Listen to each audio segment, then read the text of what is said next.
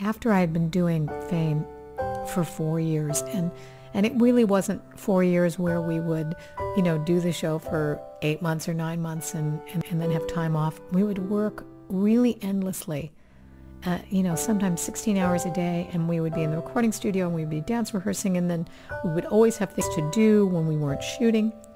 And I remember actually in the second year, they wanted us to go do this concert in London, which everybody else went and did and I didn't do.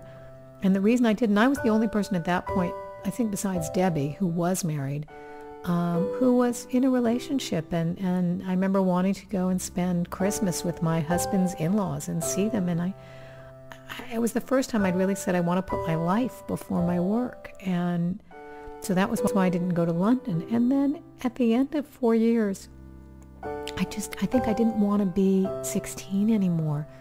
I was 27 years old.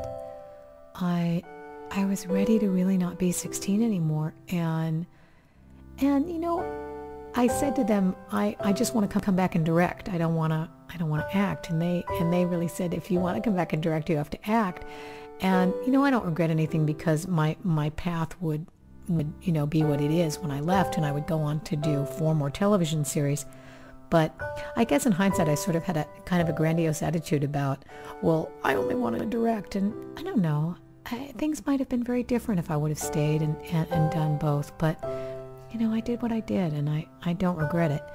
I loved, the time that I spent, and it was great when they called me to do the reunion episode, which was the very last episode. It was wonderful, and Taylor had just been born, and she was a little infant, and she is the baby in that scene when Doris comes back and she has the baby. She's got married, she has the baby. That's baby Taylor, and I love that piece of film, and I'm so glad that I have it.